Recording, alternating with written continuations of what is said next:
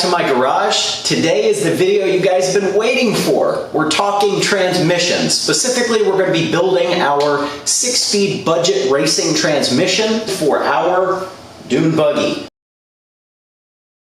Well, generally speaking, most racing transmissions can hold much higher outputs, so the components themselves, the gears, are going to be larger, stronger, beefier, to hold up to better torque and horsepower. But most racing transmissions will also have a straight cut gear as opposed to a helical gear set. The reason why helical gears are used on economy and standard transmissions is purely for noise. It keeps them quiet. A racing transmission typically has a straight cut gear, which tend to be noisy. And I'm sure a lot of you actually do know the noise of a straight cut gear set because most manual transmissions have a straight cut reverse gear. So you can sometimes identify a racing transmission with at least a straight cut gear just based on the sound and the noise that that transmission is making. Okay, so there are two main types of transmission engagements. We have a synchro mesh transmission, and then we have a dog box or a dog cut engagement. So most transmissions, and especially most automobiles and street applications, are known as something called a synchro mesh. Let me show you an example of that.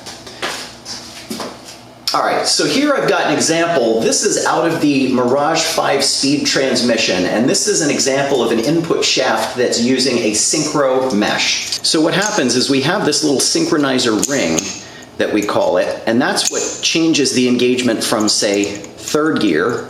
This one's spinning freely, so this gear is no longer engaged. When we shift from third to fourth, we now sync into fourth gear. Now this gear is locked, right? So on the side of this synchro is a cone shape. And what that does is as we apply pressure to this and we go to shift, it applies a little bit of braking force. There's some friction that happens on this gear that will slow down this gear. And once it comes to a near stop, we're then able to slide our synchronizer ring and lock in that gear. This is the reason why they don't like to be shifted very quickly, because it takes a little bit of time to break each gear before we're able to lock it in. A dog engagement, on the other hand, rather than having all of these tiny little teeth that you see on a synchro mesh, a dog engagement just has larger teeth rather than having a piece in there that's going to slow and break the next gear before we can sync and get our synchronizer ring onto that gear. It just simply locks in, and when it does, it locks in hard and it locks in fast. In fact, you can damage a dog engagement transmission by shifting it like a synchro mesh transmission. Think of, again, the motorcycle transmission with the gear shift lever, where you go down, down, down, up, up, up is upshift, down is downshift. So what a sequential transmission does is it cycles through every single gear in one direction and then back in the other direction. And what that means is if you want to go from first to fifth, you have to hit that shift lever and hit every gear in between and then shift back down in between.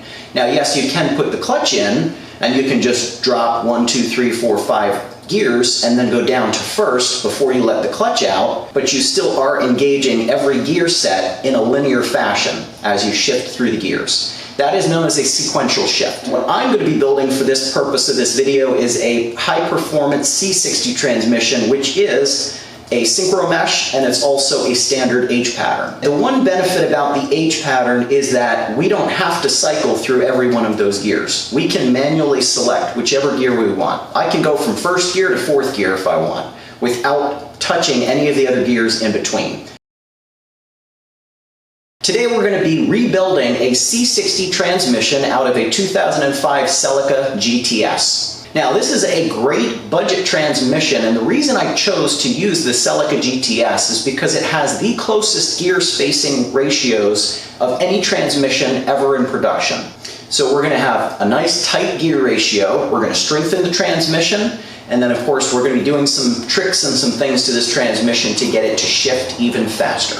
Okay guys, here is the Toyota C60 transmission out of a Celica GTS. This one, I believe, is a 2004 or 2005 model. One thing that's not so good about this transmission is it does not have a limited slip differential. It has an open differential, so whereas that's great for street driving, for off-road and performance, I want this diff to lock up a little bit more. Okay, so here This is a TRD, so this is a Toyota Racing limited slip diff. There's worm gears and there's gear drives inside this, which is what makes this a Torsen style differential. It sends more power to the wheel that has traction by diverting it from the wheel that does not have traction. And by the way, guys, you can find these units, these TRD units. I only paid, I think, $400 for this secondhand TRD unit. It's in excellent shape, probably near close to factory condition.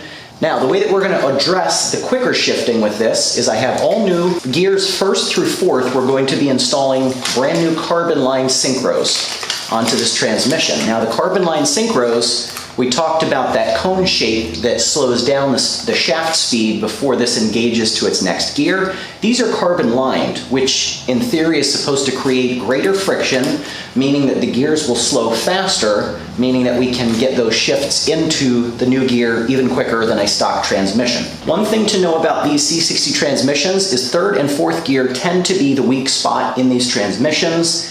And we have seen some breakage up over 300 horsepower and a lot of breakage above 400 horsepower on 3rd and 4th gears. So it is recommended, you can buy these aftermarket gears. They're going to drop right into this transmission. These should comfortably hold 400 to 500 horsepower. So that's a little bit of extra insurance there as we're rebuilding this transmission anyway.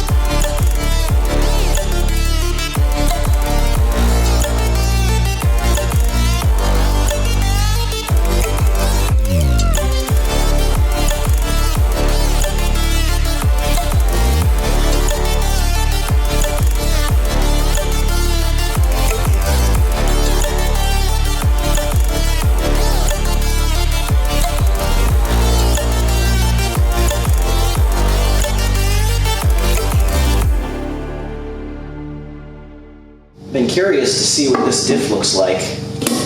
Let's pull that guy out of there. Sure enough, that is an open differential if I've ever seen one. This is what the final drive gear looks like on the 5MT, the rear differential. Now, the Toyota is just larger overall and a lot heavier. You guys can get a look at the size difference of those gears. Legitimately, I have run over 300 horsepower through this on the Mirage, but that wasn't in an aggressive off-road setting. So step one, let's get this diff swapped out for the LSD, the TRD LSD. Just gonna take these bolts off, we'll swap it out for our TDR LSD, and then we'll get cracking on this gear set.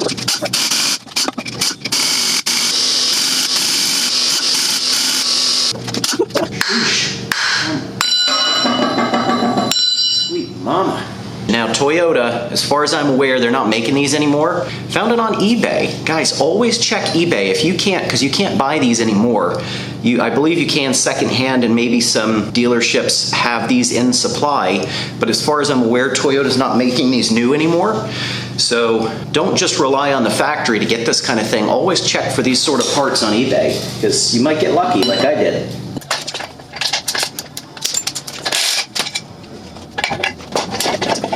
Now, by far, the hardest part about this whole disassembly was merely 5th and 6th gears. These were really tricky to get all the way out. So part of the reason for the existence of Dirt Gear TV is because of my insatiable appetite of curiosity for the way that machines work.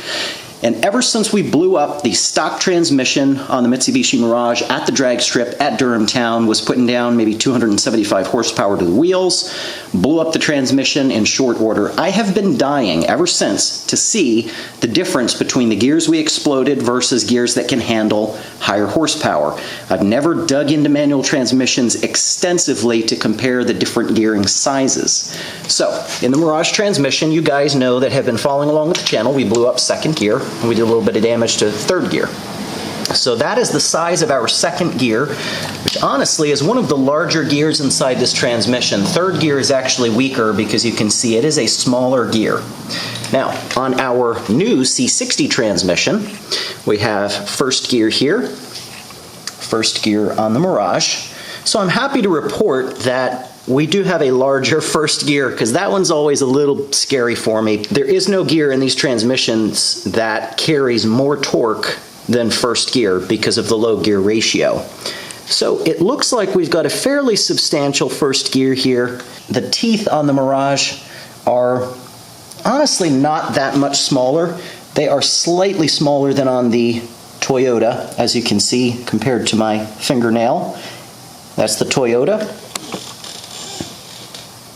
That's the Mirage. So those two are very similar in size. In fact, we can put this whole assembly right next to it. Even though the gears are very similar in size, first gear on the Toyota is thicker. Okay, so that is going to be a stronger gear. So this is second gear on the Mirage, the one we broke. This is second gear on the Toyota. Not as big of a difference as you would think. Should I be concerned about second gear? You can see what we did to our second gear there. And just to put the two right next to each other. Now it is also a wider gear, so we've got that. Now third gear, look at this. That's third gear on the Toyota. That's third gear on the Mirage. They're almost identical, folks. This one is a little wider, but the actual teeth are not that much bigger. That's third gear. Look at how puny. That is the same, if not weaker, than third gear on the Mirage. No wonder people have had trouble with third and fourth gear. I think that this is a larger third gear on the Mirage. It's definitely a little wider. That's nuts. Let's move on. So first, second, third gear. Fourth gear is so small on this Mirage, or on this Toyota. No wonder people are blowing up third and fourth gears. They're smaller than the Mirage gears. So just by comparison here, these are our SSC gears. Okay, Holinger makes these.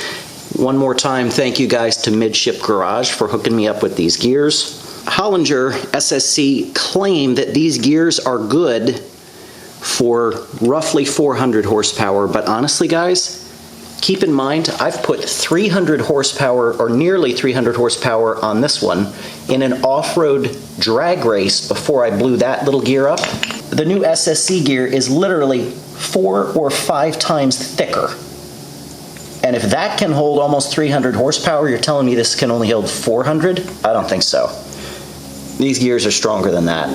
The gear sizes that you get with these SSC gears, these Holinger gears, are night and day different. I don't know why the manufacturers downplay these. Look at the thickness of those two teeth. At least 3 times larger and thicker. So that is awesome. We're going to have a strong gearbox up through fourth gear. There's going to be a little bit of concern for first and second gear, but we'll just have to go easy on those 2 gears. Sup, fools? Check this out. I got this guy on here last night, and here's what I did. Now, I sent an email to Syncrotech that I intend on keeping you guys informed on what their response is. Sorry, but yeah, I'm gonna let you guys know what they say. So here's the issue, and I'll show you on this one gear that has yet to be installed. The stack height with these carbon synchros, I'm sure there's a technical term for this specifically, but when I press the synchro onto its cone here, this guy's measuring 33 millimeters, 32.95 millimeter. right? That's the new carbon synchro. I'm gonna pull that one off. I'm gonna put one of the brass factory synchros on here. Now, of course, these do have about 50,000 miles on them, but we're coming in at 31.5 millimeters. So, what is that? 1.5 millimeters, 2 millimeters? 31.5 to 33, yeah. So 1.5 millimeters where it is pushed out further. Now the reason that that's an issue is because of how the tolerances are set on these gears. Now for this gear, that's not really going to be much of an issue because that one doesn't have any clips that are holding it into place. There's just a stack height, and depending on how far I press this gear on, not this gear, but the next piece that holds this all together will determine that stack height. However, that's a major problem for this side, only because we have the snap ring that's got to fall into place on this one. So I took the absolute most amount of slack that I could out of this, because if I press this on any further, it's going to lock up and it's going to bind our third gear, excuse me. It'll bind that third gear. You can see there's almost no play in this thing at all. In fact, there's a little bit of friction. I've got this pressed on there so close, so small, that tolerance, that there's a little bit of friction. Not a lot. I mean, it'll work, and I hope that it will break itself in. But I just don't get that. I don't get, why these are being set so high. And when you have that clip to put on there, there's just no way to do it. Holy hell. So this one I think should be okay. What I did, or what I needed to do in order to get this one to work, and I'm sure as soon as I say this, some of you are gonna go bonkers in the comments section. The way that I got it to work, I took a little bit of sandpaper and I just knocked down some of that carbon surface in there. Hopefully that didn't mess it up, but I needed to drop it down about 0.7 millimeters just in order to get that clip on.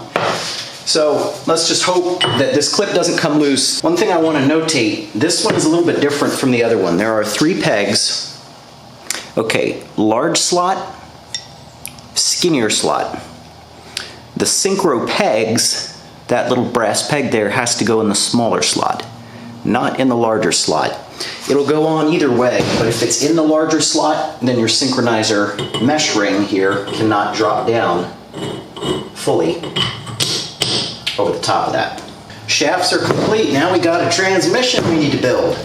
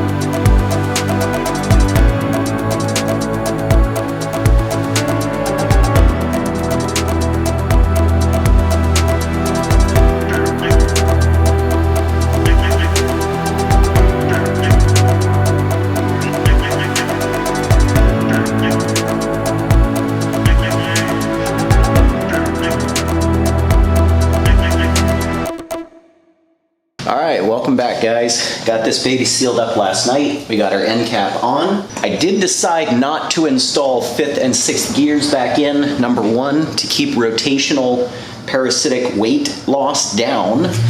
But also, those 2 gears were the worst part of disassembling this entire transmission. Once I got those gears pulled off, The rest was kind of a cinch. So that'll wrap it up for our budget racing transmission. To break down the numbers, guys, just so you know, I paid $1,500 for this used transmission. This is a 2ZZ transmission. The C60 out of a 2005 Celica with approximately 50,000 miles on it.